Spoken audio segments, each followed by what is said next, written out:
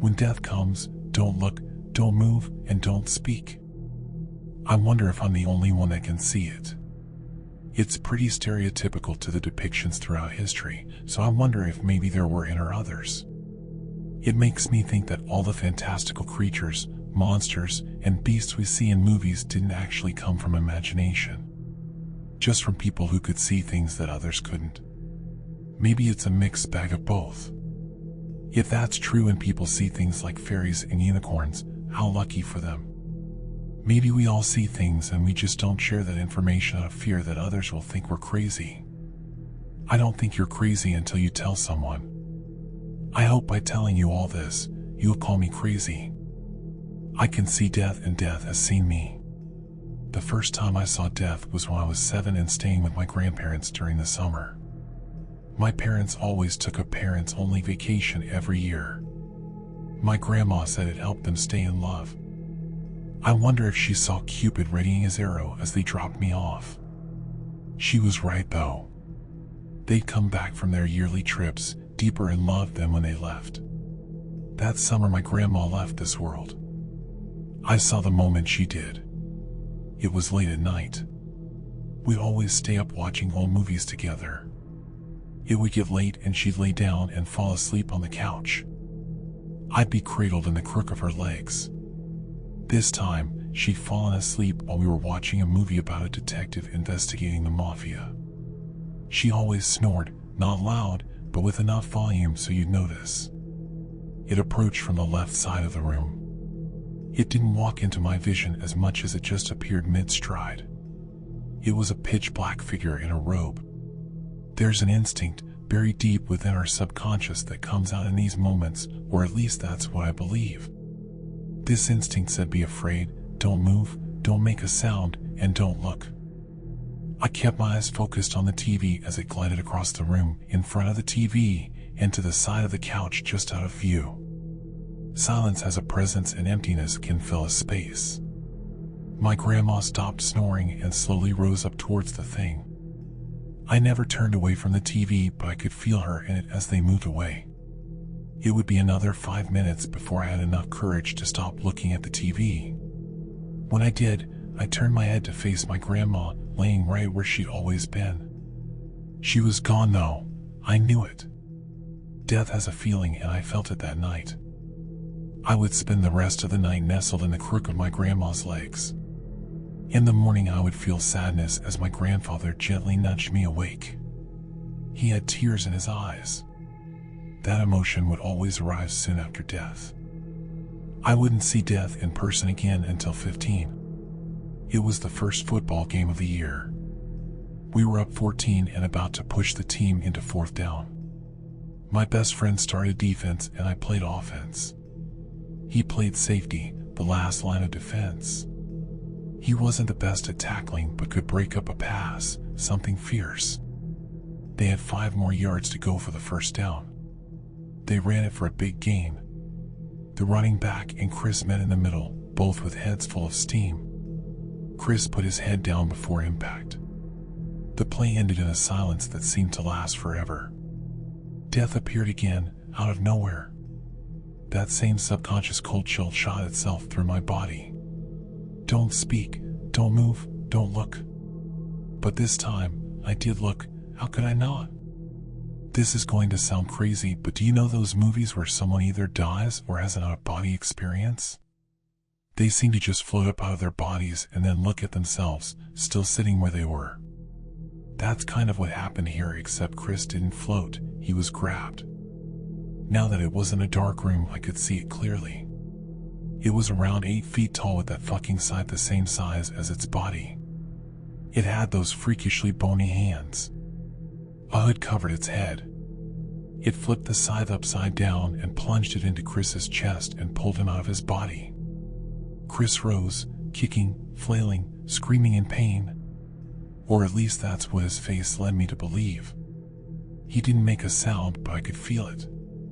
Hot tears arrived on my face. I screamed so loud. Death turned its head up from Chris and looked at me. Abyss is the only word I can use to describe looking into its hood. Then they disappeared and I could hear my own screams. The trainers ran out to the field. My screams were soon joined by his parents in the stands. The last time I'd see Death would be in my mom's hospital room when I was 29. She had been on the losing side of a battle with cancer. The doctor gave her a month. My father had been by her day and night in the hospital for what felt like the last 2 months. I told him to go home and get some sleep. I would stay with Mom. That night Death would come again. I was sitting in a chair right near the hospital bed facing my mom. I was holding her hand. She used to be a force of nature, but now she felt so frail. I was looking at her when that cold chill came again, and silence could be felt. Death was on the other side of the bed, hovering over my mom. I remembered Chris. I stood up and tried to push it away, but froze before my hands could make contact. I looked up towards its head and stared deep into the abyss behind the hood. I was filled with anger. I was there when it took my grandma. I saw it take Chris. It would not take my mom in that way. I yelled at it to leave, to forget about my mom. My yells turned to begs, which turned into sobs, which turned into silence. I fell to my knees crying into my hands. Death moved from the side of the bed over to me. It knelt down. I could feel it beckoning me to raise my head to its. I tried to resist, but I was powerless. As I stared into that abyss, its head slowly moved back to expose its face. I was looking at the true face of Death. I learned how I would die in that moment, or at least how I would have died. Next to my wife in old age. We'd go the same night, not leaving the other alone from a moment on this earth. That's how I would have gone. Now, I don't want to say how I'll die. Death was pleased with the information it had imparted. Happiness and anger, all wrapped into one emotion. That's what I felt from it. It stood back up and made its way back across the bed. It made me look at it as it tore its scythe into her body, violently removing what soul she had left. She looked at me, terrified and screaming. I could hear the screams this time. I laid on the ground crying through the night. I wouldn't stop until a nurse came in the room the next morning and found me sobbing in the fetal position. Tears no longer flowing. I know how long I have left and I know how I go. I'm telling you this now because I want to be crazy. I lay awake every night remembering what Death showed me. It's the only thing I see when I shut my eyes. I'm going to beat it to the punch though. I'd rather skip to the finish line of screaming on its scythe rather than lay around waiting for the death that is to come. So I'm writing this for anyone else who might think they're crazy because they see death just like I have. Just like I will. Don't speak, don't move, and don't look, and death will come and go. If you should feel the desire to, just know, death will look right back at you. My grandpa, a retired homicide detective, just told me the case that still keeps him up at night. I've heard a lot of stories from my grandfather. He was a detective for 27 years of his life, and I grew up listening to the tales of he and his fellow lawmen. As a child, he obviously amended the stories quite a bit to make them age appropriate, but as I grew up, more and more of the true stories came out.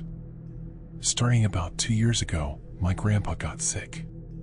He's been on a slow decline ever since, and while it's been one of the hardest things I've ever had to deal with, his illness acted as the catalyst for a set of stories he'd never before brought up. He said he kept them filed away deep in the folder he doesn't like to open. He calls them the impossible ones.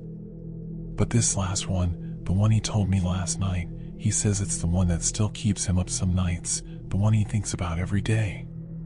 He said he's looked over the case files more times than he can remember, done a full re-examination of it all more times than he can remember, and it never makes any more sense. He said he only told me now because he can feel in his bones that he doesn't have a lot of time left. I recorded him telling me the story, so what follows is my transcription of the case, verbatim. I've only excluded his coughing fits and any off-topic remarks made during the telling of the case. The case was a murder/kidnapping, at least that's what it looked like, and it was me and Olson. I've told you about him.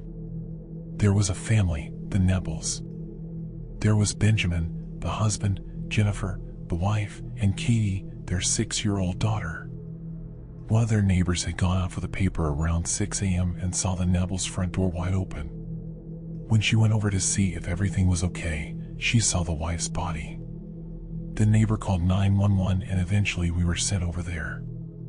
Now, when I say there was no outward signs of a struggle, I mean it. There was no sign whatsoever that anything had happened, well, except for the dead body. But even her body, there were no wounds, no marks of any kind. I'm getting ahead of myself. On our way to the house, it came over the radio that the husband and daughter were unaccounted for. If you're thinking the husband did it, we did too, obviously.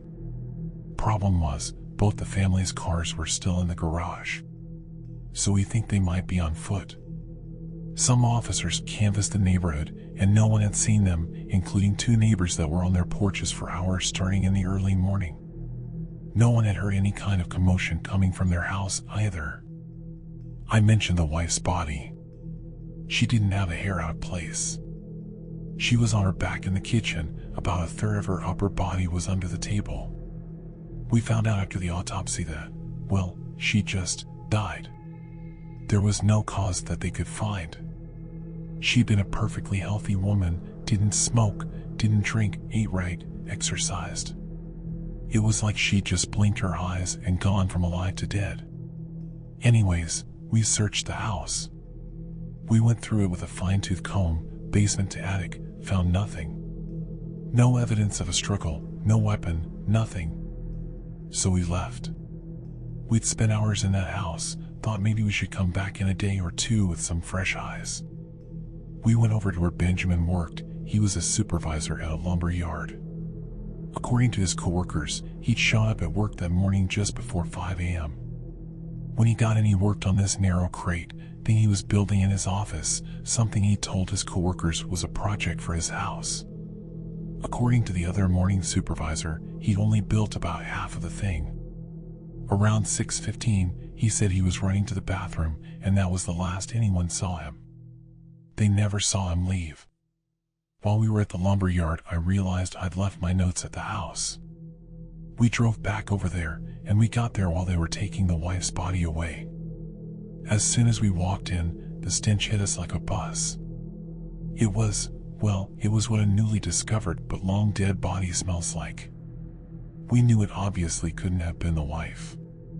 We asked a few of the officers and forensics folks that were still at the house what the smell was, and they told us that it only started a few minutes before we'd gotten back there. I'm not exaggerating when I say the smell was everywhere in the house. I've smelled some dead ones before, but this smelled like every wall in the place was lined with corpses. Pretty quickly, we found that the smell was strongest leading up to the attic. Now, I told you before, we checked the attic. I checked it myself probably 5 times. But we went back up, me and Olson. I was up the little pull-down ladder first, and when I poked my head up, I saw something. I saw a piece of wood, like a box, a crate. It was shaped kind of like a rifle case. Maybe 3 feet tall, 2 feet wide, maybe 6 inches deep, rectangular. It was standing straight up, and there was blood leaking from it. We called the photographers and all the people in there. They all do their thing, and finally they pull out all the nails and open the box. Out falls the husband. Think about that. This guy was maybe 5 feet 10 inches, 140 pounds, and he was put in a 3 foot by 2 foot by 6 inch crate. His bones were just a mess. His insides, all his organs, they were flattened. They were just wet, squishy pieces of fabric, almost. He was stuffed in there like, I don't know what like. He was just a rectangle of blood, skin, and parts. His skin had the discoloration of a body that had been dead for about 2 weeks, which obviously didn't make sense since they'd seen him at work that morning. He was also missing his eyeballs. We were standing there trying to rationalize the whole situation when something caught everyone's ears at the same time. A little girl's voice, calling out for help. What followed was a sequence of all the people in the attic and the rest of the house, and the people out on the lawn, and the few people that were standing on the other side of the yellow tape, all saying some variation of the phrase, "It sounds like it's coming from over there." Problem was, every single person swore they heard it coming from a different direction. Me, I heard it from right above me. No kidding. The first time I heard that little voice say "help me," I looked straight up, right up to the rafters. Of course she wasn't there, it was just my brain's response to where it perceived her voice as coming from. We had to listen to every one of these people tell us where they thought they heard her voice coming from. People swore up and down they heard it coming from the kitchen cabinets, the bedroom closets, the refrigerator, the tank behind the toilet, for God's sake. People on the street said they heard it from underneath cars, behind trees, on the sides of the houses next to the Nebels. Everyone heard her voice for about a minute and a half, 2 minutes tops. And then it just stopped. About 2 weeks after that day, the wife's sister had a funeral for Jennifer. It went fine, they buried her, all that. The husband's remains were cremated not long after that and put on display in a different part of the cemetery. I don't remember exactly when it happened, but at some point over the few weeks after he was cremated, someone stole his urn. It was missing for about 6 months, and then one day we get a call, find out a groundskeeper at the cemetery had called in. The wife had been dug up and posed like she was leaning against the grave, just relaxing. She had the urn in her hands, but it was wrapped in skin. Well, they tested it, and it was the husband's skin. They pretty well reconstructed the man after he poured out the crate, and he hadn't been missing any skin. And remember I told you his skin was discolored? Well, this skin was perfectly preserved. And inside the urn, with his ashes, there were 3 eyeballs. Only one of them was the husband's. It's been, 22 years? I still hear that girl's voice calling out sometimes. And I don't mean my memory or mind is playing tricks on me. Ask your grandmother, she's heard her. The same 6-year-old voice. And then, I remember it was 2007, May 12th, I was going to pick up a pizza for us. I saw that girl. I saw Katie Nebel. I don't mean I saw her grown up. I don't mean I saw a little girl that looked like her when she was young. I mean I saw that fucking kid. She was standing outside the Walgreens right by our old house, crying. I pulled over and got out of the car, and I started to walk up to her. I can't explain how I felt in that moment. I was nauseous. I was so afraid. Terrified. More than I've ever been. She looked right at me and said in that same voice, "Help me, please." I don't know what the hell happened, but she just disappeared. I never took my eyes off her. She was just there 1 second, gone the next. I thought I was losing my mind. I was seriously worried about my mental health. But then, about an hour after I got back home, the phone rang. It was Olson. Hadn't talked to the son of a bitch in 5 years, and he called me that night. Said he saw Katie Nebel sitting on a bus stop bench, crying. He lived on the other side of the country. Killed himself the next day. My grandpa took a deep breath after that. There's never a good ending to these stories, I know. If there was, they wouldn't be the impossible ones. I'd have figured them out one way or the other. And I know I've told you some others, but that girl's voice still wakes me up in the middle of the night. Sometimes I hear it from downstairs, sometimes from the bathroom. Sometimes I'll be laying on my side, facing away from your grandmother, and it'll sound like it's coming from her mouth. We never found a trace of that girl, nothing. I told you what they do with those cases, goddamn it. I'm sorry. That's it. That's the worst one. Some of the other ones might sound worse to you, but that's the worst for me. Okay. He told me he didn't want to talk about it anymore, and said now that he told me, he'd never talk about it again.